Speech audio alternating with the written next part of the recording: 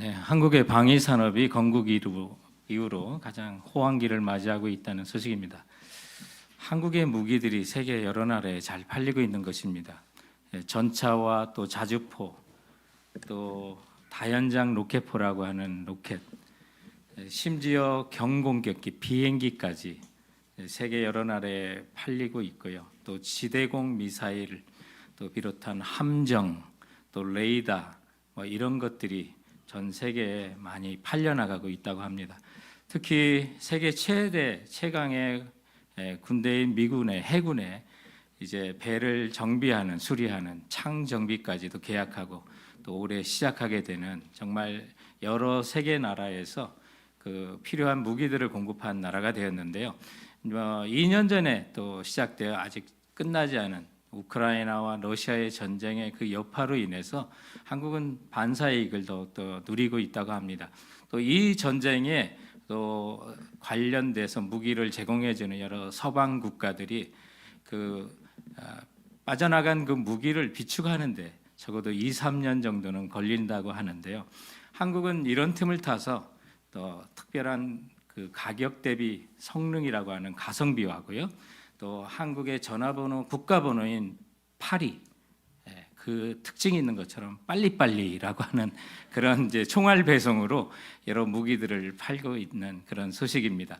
특별히 홍콩에서 발행되는 아시아 타임즈에서는 최근에 급부상하는 무기 수출국으로 한국을 지목하면서 특집의 기사를 냈는데, 한국이 이미 무기 수출이 세계 10대 그 강국으로 들어섰을 뿐만 아니라 2021년부터 한국은 무기를 그동안 수입을 많이 했던 나라에서 이제는 수출을 더 많이 하는 나라로 이렇게 바뀌었다고 하는 그런 특집을 내었고요.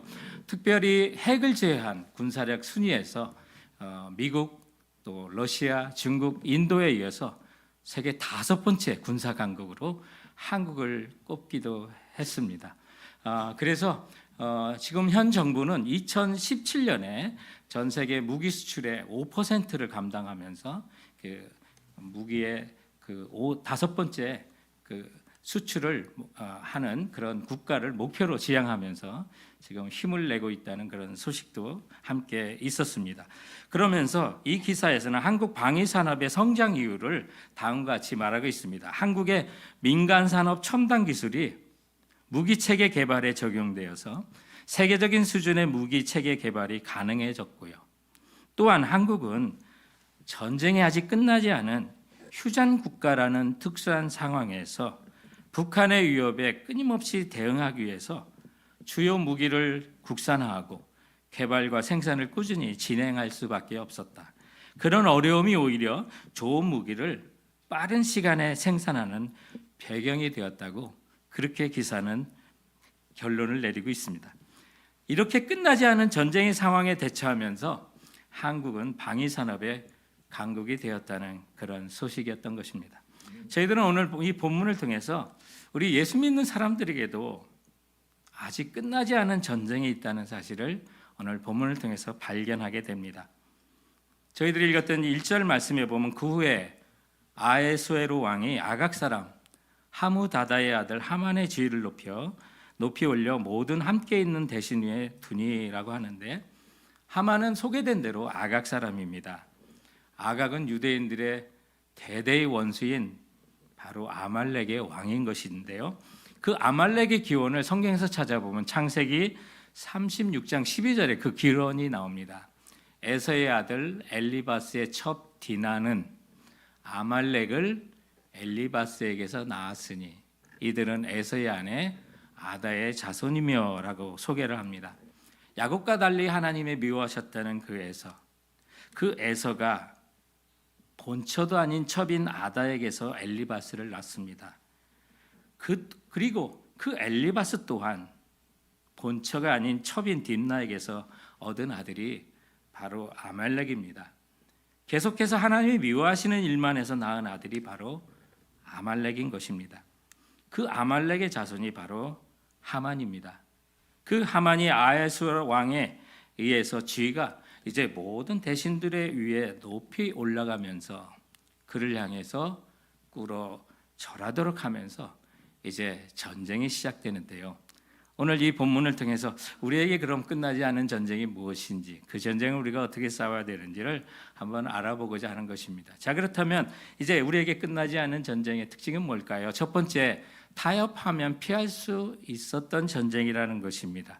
자, 그래서 오늘 본문을 통해 생각해 보는 것은, 그럼 왜 모르드게는 그 하만에게 꿇어 절하지 않았나 하는 것을 생각해 봅니다. 사실 오늘 이제 본문이 시작되고 또 모르드게뿐만 아니라 유대인들의 몰살까지 가려고 하는 그 위기가 시작되는데, 이 대결이 언제 어떻게 왜 시작됐는지 본문은 그 배경을 말하고 있습니다. 한마디로 모르드게가 하만에게 자신의 정체를 드러내면서 꿇어 절하지 않는 그 명령에 불복종했기 때문에 그런 것입니다. 그렇다면 충분히 타협하고 따랐다면 피할 수 있었던 사태입니다. 하지만 그에게 어떤 안 좋은 결과가 있을 것을 알고도 모르드게는 그 환경에 타협하지 않았다는 것입니다. 자, 그렇다면 왜 왕명을 어기고 하만에게 꿇어 절하지 않았을까? 우리는 역사적인 배경과 또는 성경에 나오는 이 두 가지 배경을 생각해 봅니다. 헬라의 역사학자였던 헤로도토스는 그 글에 의해서 이 사건을 해석하면서 다음과 같이 말합니다. 꿇어 절하는 것을 신에게 드리는 경배라 하여 아하수에로 왕에게 절하지 않았다라고 기록됐습니다. 그래서 모르드게가 정말 절하지 않은 이유는 다니엘과 같은 경우입니다. 다니엘이 왕의 명령을 따르지 않고 고기를 먹지 않고 느부갓네살 신상에게 절하지 않은 것과 같은 경우를 말하는 것이죠. 그리고 오늘 본문의 3절과 4절에 보면 모르드게를 걱정하는 수많은 신하들이 날마다 권하되 모르드게는 듣지 아니하고 자기는 유다인임을 알렸더니 그들이 모르드게의 일이 어찌 되나 보고자 하여 하만에게 전하였다라고 하는 내용을 통해서 볼 때, 그가 꿇어 절하지 않은 이유가 자신이 유대인이기 때문이라고 하는 것을 밝혔다는 겁니다. 그렇다면 오늘 모르드게가 하만에게 절하지 않은 이유는 바로 그것입니다. 유대인들의 대대의 원수인 아말렉 족속에게 절하지 않으려고 한 것을 또한 우리가 알게 됩니다. 그런데 본문에서 보면 재밌는 사실은 모르드게를 걱정하는 수많은 주변인들이 모르드게를 걱정하면서 계속해서 권했습니다. 꿇어 절하라고요. 너의 신상에 어떤 불이익이 있을 수 있으니까 그것을 걱정하면서 그렇게 권했던 겁니다. 그런데 모르드게가 자신의 신분을 드러내자 그렇게 권했던 사람이 이제 노골적으로 변합니다. 원수로 행동합니다. 하만에게 모르드게의 신분을 일러 바치면서 그가 어떻게 되는가 보려 한다고 말씀하고 있습니다. 성도 여러분, 이 모든 이야기가 무슨 이야기입니까?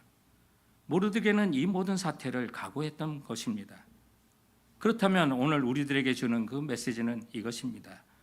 하나님의 자녀로서 예수 그리스도께 속한 우리의 정체를 이 세상 가운데 드러날 때 여러분 환영받지 못할 수도 있습니다. 내가 그리스도인이라는 것 때문에 안 될 일을 타협하며 처리하고 있지는 않은지요. 이 세상의 힘 앞에 무릎을 꿇고 무너진 나의 모습은 없는지 살펴보게 하는 것입니다. 오늘은 모르드게는 타협하고 피할 수 있던 그 전쟁을 각오하면서 치르고 있다는 사실을 기억하십시오. 모르드게가 말했습니다. 나는 유다인이기 때문에 그렇게 할 수 없습니다. 이 고백에서 우리가 해야 할 고백을 가르쳐주고 있는 것입니다. 나는 예수 믿는 그리스도인이기 때문에 그렇게 할 수 없습니다. 성도 여러분, 고난은 타협하면 피할 수는 있어도 우리 그리스도인이 하나님을 피할 수는 없는 겁니다. 그러므로 사랑하는 성도 여러분, 우리 앞에 놓인 수많은 유혹들이 있을 때 타협하면 피할 수 있는 영적인 전쟁이 수없이 걸려올 것입니다.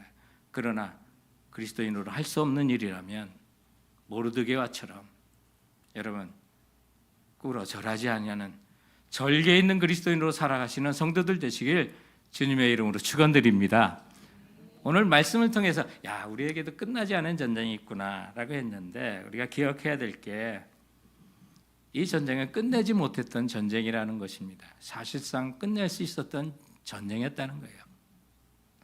자, 그렇다면 신분이 올라간 이 하만이 왜 유대 민족을 멸하려 했을까를 생각해 봅니다.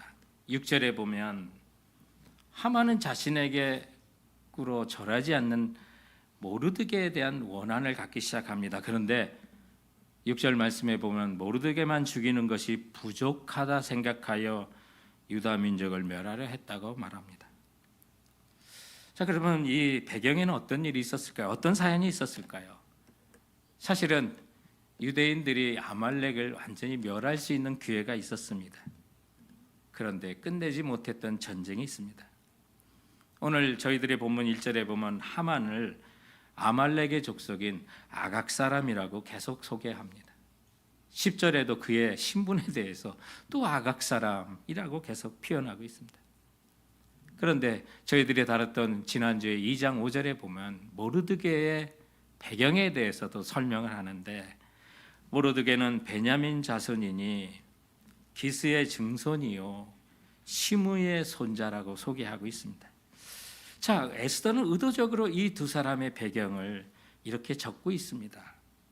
베냐민 자손, 기스의 증손. 성도 여러분, 베냐민 자손 중에 이스라엘을 다스리는 초대 왕이 있다는 사실 여러분 기억하십니까?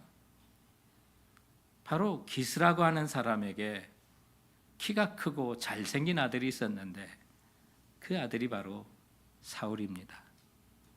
그리고 사울이 실각한 후에 왕을 자리를 쫓겨나고 베냐민 지파의 한 사람 시므이라는 사람이 다윗이 아들 압살롬에게 쫓겨 도망칠 때 그를 저주했던 사람은 시므이입니다.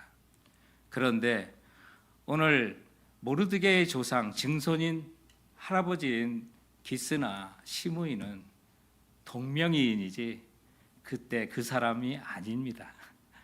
그럼에도 불구하고 그렇게 베냐민 자손이요 기스의 증손이요 시므이의 자손인 것을 굳이 강조하는 이유는 바로 사울 왕을 기억하게 하는 겁니다.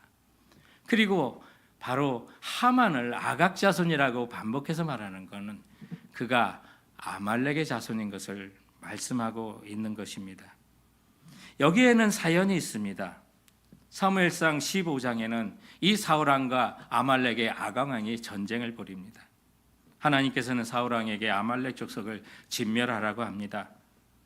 진멸하되 남녀와 노소와 젖먹는 아이와 우양과 약대와 나귀까지 다 죽이라고 말합니다. 그런데 사무엘상 15장 7절부터 9절에 보면 사울이 하윌라에서부터 애굽 왕 술에 이르기까지 아말렉 사람을 치고 아말렉 사람의 왕 아각을 사로잡고 칼날로 그 모든 백성을 진멸하였으되 사울과 백성이 아각과 그 양과 소의 가장 좋은 것 또는 기름진 것과 어린 양과 모든 좋은 것을 남기고 진멸키를 즐겨 아니하고 가치 없고 낮은 것을 진멸하니라고 말합니다. 그때 살려줬던 사람이 아각왕입니다. 그리고 욕심 때문에 온전히 진멸하지 못한 수많은 좋은 것들을 남겼다고 말씀하고 있습니다. 사실 이 전쟁은 끝낼 수 있었던 전쟁입니다. 이 일로 사울 왕은 하나님께 버림을 받습니다. 이어지는 본문 사무엘상 15장 22절 이하에 보면 사무엘이 찾아가 순종이 제사보다 낫고 왕이 여호와의 말씀을 버렸으므로 여호와께서도 왕을 버려 왕이 되지 못하게 하셨나이다라고 전합니다. 성도 여러분, 오늘 이 모르드게와 하만 사이에 일어나는 이 전쟁은 단순히 개인적인 원한 관계의 싸움이 아니라는 걸 보여줍니다. 지금도 이어지는 하나님의 백성을 대적하는 자들과의 싸움이 영적인 싸움이 있다는 것을 알려주는 겁니다. 사울은 아말렉을 뿌리채 뽑을 수 있었습니다. 그러나 그 유혹 앞에 타협하며 그 전쟁이 이어지고 있는 것이죠. 성도 여러분, 이런 그림이 하나님과 사탄과의 영적인 전쟁, 그리고 우리 그리스도인과 옛사람, 세상과의 전쟁을 묘사하고 있는 것입니다.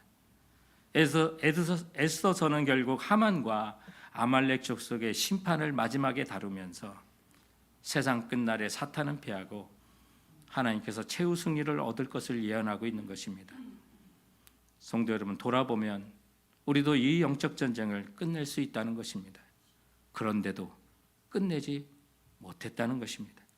우리가 주님의 말씀에 온전히 순종하고 세상과 사탄과의 싸움에서 우리가 타협하지 않는다면 우리는 승리자가 될 수 있다는 것을 보여주는 것입니다. 성도 여러분, 최근에 무엇 때문에 타협합니까? 무엇 때문에 슬그머니 성도라는 신분을 감추고 그 길을 따라갑니다. 바로 그것 때문에, 그 불순종 때문에 우리 안에 일어나는 그 영적인 전쟁은 그치지 않았다는 사실을 기억하시기 바랍니다. 오늘 본문을 통해서 끝나지 않은 전쟁 세 번째 기억해야 될 것은 이 전쟁의 배후에는 하나님의 구원의 역사를 막으려는 사탄이 존재하고 있다는 사실입니다. 에스더서는 모르드게와 하만을 통해 온 세상을 구원해 가시는 하나님의 역사와 그 역사를 막으려는 사탄과의 전쟁을 보여주고 있는 것입니다. 이제 본문을 보면 유다인들을 진멸하고자 하는 하만의 계획은 신속하게 진행됩니다. 7절에 보면 하만은 측근들을 소집해 제비를 뽑아 유대인들을 학살할 날을 정합니다. 그래서 8절과 9절에 보면 하만이 아하수에로 왕에게 아뢰되 한 민족이 왕의 나라 각 지방 백성 중에 흩어져 거하는데 그 법률이 만민의 것과 달라서 왕의 법률을 지키지 아니하오니 용납하는 것이 왕에게 무익하니이다. 왕이 옳게 여기시거든 조서를 내려 그들을 진멸하소서. 내가 은 1만 달란트를 왕의 일을 맡은 자의 손에 맡겨 왕의 금고에 드리리이다 라고 말합니다. 하만은 유대인들이 왕의 법률을 따르지 아니한다고 그렇게 왜곡하면서 그들을 진멸할 것을 조서를 내려달라고 합니다. 그리고 그 일에 드는 모든 비용은 자기가 은 1만 달란트를 내므로 다 충당하겠다고 하는 거죠. 사실 계략입니다. 유대인들을 진멸할 때 그 재산을 다 몰수하는 법을 받고 사실 우리가 암송한 것처럼 자기 배를 채우려고 하는 그런 술수가 거기에 담겨져 있었습니다. 한마디로 말하면 사탄의 전략은 수단과 방법을 가리지 않습니다. 혹시 아하수에로 왕이 유대인의 신분을 알면, 그 민족이라는 사실을 알면 유대인들을 향한 선한 조치가 나올까 봐 그 민족의 이름도 감춥니다.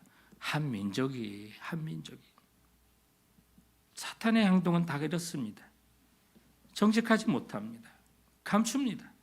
하만의 이 같은 행동 속에는 하나님의 백성인 유대인들을 몰살시키는 것을 통해서 하나님 나라를 대적할 뿐만 아니라 궁극적으로 여자의 후손으로 오실 메시아를 막으려는 사탄의 계략이 거기 담겨져 있는 것입니다. 성도 여러분, 사탄은 끊임없이 하나님의 구원의 역사를 방해해 왔습니다. 애굽의 바로는 이스라엘의 남아 아들을 다 죽이려고 했습니다. 신약시대 헤롯 왕은 메시아로 오신 예수님을 죽이고자 베들레헴 지경의 2살 아이의 모든 사내 아이를 무참히 죽였습니다. 무엇이 보입니까? 지금 하만은 사탄의 도구로 모르드게만이 아닌 전 유다인을 죽이려고 하는 것입니다. 그러나 이 모든 사탄의 방해에도 불구하고 하나님은 우리를 구원하시는 역사를 신실하게 성취해 오셨다는 것입니다. 그렇다면 성도 여러분, 우리들의 싸울 것은 혈과 육에 대한 싸움이 아니라는 것을 봐야 합니다. 사탄은 주님이 오시는 것을 막았고 그들의 머리가 깨져 주님 부활하시는 알며 큰 패배를 맛본 사탄은 아직도 우리가 하늘로부터 오시는 우리를 구원하시는 주 예수 그리스도의 오심을 지금도 막으려고 하고 있다는 사실을 기억하시기 바랍니다. 그러므로 우리가 무엇을 위해 살아야 되는지, 이 전쟁을 무엇을 위해 싸워야 되는지를 우리가 알려주는 것입니다.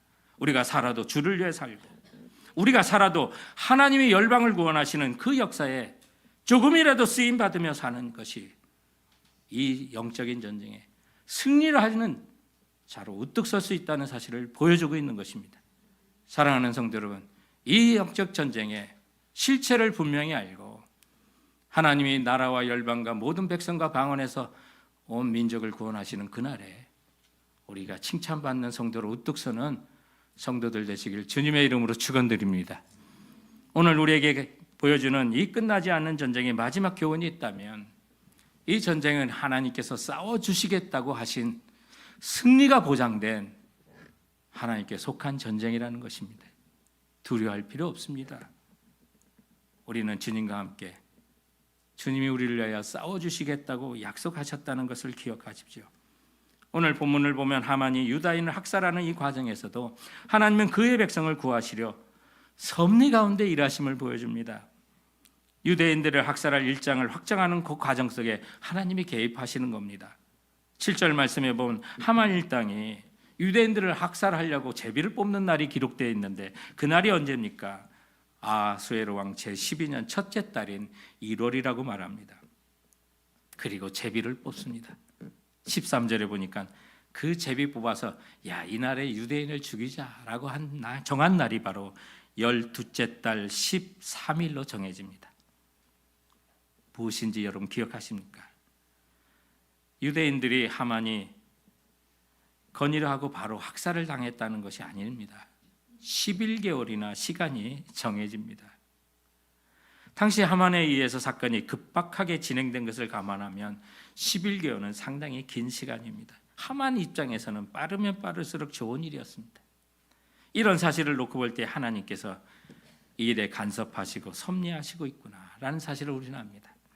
잠언서 16장 33절에 있는 말씀처럼 사람이 제비를 뽑으나 그 일을 작정하기는 여호와께서 하시느니라. 비록 11개월은 유다인들에게 공포와 불안에 떠는 기간이어야 하지만, 그리고 15절에 보면 이 조서로 말미암아 수산성에 큰 소용돌이가 나고 세상에 큰 소용돌이가 일어나지만, 그러나 이 기간은 유다 민족을 구원하시기 위해 하나님이 일하시는 기간이 되는 것을 우리는 봐야 하는 것입니다. 우리들의 영적 싸움도 주께서 순종하는 자에게 이와 같이 기간을 두고 하나님이 일해 주시는 것을 보여주는 것입니다. 그리고 이 싸움에는 하나님이 싸워주시고 하나님께 속한 전쟁이 될 것을 말씀하고 있습니다. 이스라엘 민족이 출애굽할 당시에 아말렉 족속과 전쟁을 벌입니다. 그 어려웠던 시기, 약속의 땅으로 가는 그 시기에 자신들의 혈육인 유대인들을 돕기는커녕 이 아말렉은 르비딤이라는 곳에서 오히려 공격을 합니다. 뒤에 처진 약한 사람들을 치기 시작합니다.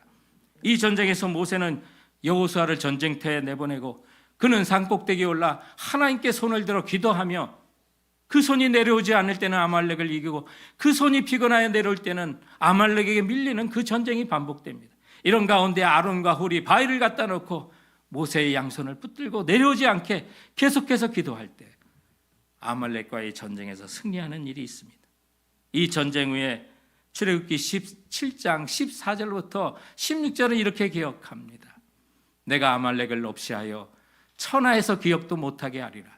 모세가 제단을 쌓고 그 이름을 여호와 니시라, 여호와는 승리라고 이렇게 부르고, 여호와께서 맹세하시기를 여호와가 아말렉과 더불어 대대로 싸우리라 하셨다 하였다라고 말합니다. 사랑하는 성도 여러분, 이게 무슨 말입니까? 여호와께서는 아말렉과 더불어 대대로 싸워주시겠다고 하셨다는 사실입니다. 지금도 우리는 아말렉과의 전쟁이 이어지는 것입니다. 그러나 주님이 맹세하셨습니다. 여호와가 아말렉과 더불어 대대로 싸워주시겠다고 약속한 겁니다. 우리들의 전쟁, 누구와 함께하는 전쟁입니까? 주님과 함께 동맹하여 싸운다는 사실 기억하십시오. 신명기에 보면 이스라엘이 약속의 땅에 들어가서 아말렉 족속을 지워버리고 아말렉이 대적임을 잊지 말라고 모세는 말하면서 신명기 25장 17절부터 19절에 보면 너희는 애굽에서 나오는 길에 아말렉이 내게 행한 일을 기억하라. 곧 그들이 너를 길에서 만나 내가 피곤할 때 내 뒤에 떨어진 약한 자들을 쳤고 하나님을 두려워하지 아니하였느니라. 그러므로 내 하나님 여호와께서 내게 기업으로 주어 차지하게 하시는 땅에서 내 하나님 여호와께서 사방에 있는 모든 적군들로부터 내게 안식을 주실 때 너는 천하에서 아말렉에 대한 기억을 지워버리라. 너는 잊지 말지니라. 그들을 기억에서 지워버릴 정도로 완전히 진멸할 것을 명령하고 있습니다. 그리고 그 사실을 잊지 말라고 말씀하고 있는 것입니다. 사랑하는 성도 여러분, 우리가 하나님 나라를 위해 살아갈 때 이 세상의 공중의 권세 잡은 자들과의 싸움은 비굴하게 여러분에게 싸움을 걸어올 것입니다. 여러분의 장점을 붙들고 싸움을 걸지는 않을 것입니다.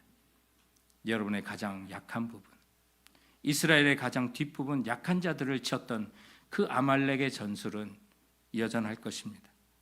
여러분이 거절하기 힘든 그 내용들을 가지고 타협을 제시할 것입니다. 비굴하게 물질 앞에 살아가도록 여러분을 유혹할 것입니다. 여러분의 약한 가족을 붙들고 흔들 수도 있습니다. 그러나 기억하십시오. 그리고 잊지 마십시오. 여호와께서 우리와 함께 대대로 싸워주신다는 사실을 기억하십시오.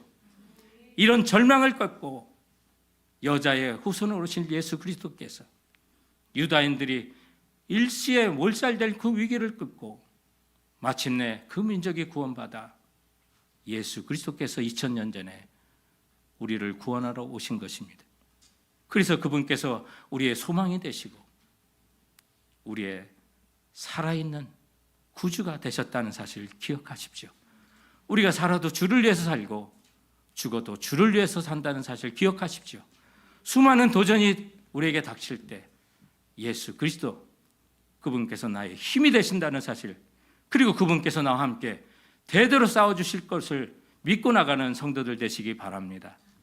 세상에 잘 알려진 극동방송을 설립하시고 수원중앙교회를 개척하신 김장한 목사님, 잘 알려진 대로 미국에 이방되어 오셔서 이곳에서 아내를 만나 백인 사모님과 함께 결혼하셨습니다. 그리고 한국에서 목회를 하시며 세계적으로 하나님께 쓰임받는데 그 자녀들 이남 일녀가 다 혼혈합니다.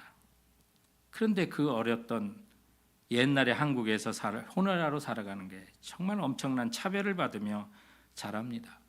지금 사진에 보는 오른쪽에 있는 그 사람이 김장한 목사님의 첫째 아들인 김요셉 목사님입니다. 김요셉 목사님이 쓰신 삶으로 가르치는 것만 남는다라고 하는 책에 보면 이런 얘기가 실려 있어요. 국제학교를 다니고 싶었는데 아버지께서 공립학교를 집어넣었다고요. 그리고 3학년 때까지는 도시락을 싸가지 않는데 4학년 때부터 도시락을 싸가요. 아이들한테 엄청나게 놀림을 당하면서 나는 왜 피부 색깔이 노래지지 않는지 그것이 고통스러웠고, 친구들과 달리 자기 코가 뾰족하게 긴 것 때문에 구들짝에 그 코를 짓뭉개면서 한국 사람처럼 코가 작아지기를 바랬다고 합니다. 그러던 그가 4학년 때 첫 도시락을 싸가는데 어머니께서 양은 도시락을 싸줬는데 친구들과 함께 그 도시락을 꺼내는 순간 경악하게 됩니다. 다른 아이들은 밥에 반찬을 싸왔는데 자기 도시락에는 샌드위치가 들었었던 겁니다. 그래서 그날 아이들한테 엄청나게 핍박을 받고 차별을 당하고 정말 죽고 싶은 심정으로 집에 돌아와 엄마에게 따졌습니다. 엄마, 왜 한국에 왔어? 엄마 왜 나한테 물어보지도 않고 한국 사람이랑 결혼했어? 우리 미국 가서 살면 안 돼요? 그의 원망 섞인 하소연을 잠잠히 들어주시던 어머니는 자신을 꼭 껴안아 주시면서 이렇게 대답했다고 합니다. Because of Jesus. 예수님 때문에, 예수님 사랑 때문에, 예수님이 날 위해 십자가에 죽으셨어. 그래서 나를 구원해 주셨지. 엄마는 그게 너무 기뻤어. 그래서 예수님을 모르는 한국에서 예수님을 전하면서 살고 싶었어. 요셉아, 예수님은 내 있는 모습 그대로 널 사랑하셔. 예수님은 너를 너무 사랑하셔서 십자가에 돌아가시기까지 하셨어. 요셉아, 예수님이 너의 있는 모습 그대로를 사랑하시지만 너를 너무나 사랑하셔서 너를 이대로 내버려 두시지 않을 거야. 예수님이 너를 변화시켜 주실 거야 라고 말했답니다. 사실 김요셉 목사님은 그날 어머니의 그 말이, 자기를 변화시켜 줄 거라는 그 말이 자기도 한국 사람처럼 코를 납작하게 만들어줄 거라고 믿었다고 합니다. 하지만 예수님이 자신을 있는 그대로 사랑하신다는 그 말을 그날이 바로 자신이 예수님을 구주로 영접한 날이 되었다고 말합니다. 사랑하는 성도 여러분, 우리 주 예수 그리스도는 수많은 사탄의 전략과 방해에도 불구하고 마침내 우리 곁에 오셔서 우리를 구원해 주셨습니다. 그리고 우리는 이 사랑을 받은 하나님의 자녀가 되었습니다. 이렇게 값진 하나님의 사람으로서 이 세상에 우리의 절개를 바치며 살 수는 결코 없는 일입니다. 사랑하는 성도 여러분, 아말렉과 같은 영적인 전쟁이 우리 앞에 계속해서 펼쳐질 것입니다. 그러나 기억하십시오. 하나님이 맹세하셨습니다. 이 아말렉과 대대로 너희와 함께 싸워주리라고 한 이 약속 붙들고 삶의 현장에서 그리스도인의 신분을 잃지 않고 승리하며 사는 우리 성도들 되시길 주님의 이름으로 축원드립니다. 오늘 주신 말씀 기억하면서 우리 찬송하고 나가도록 하겠습니다.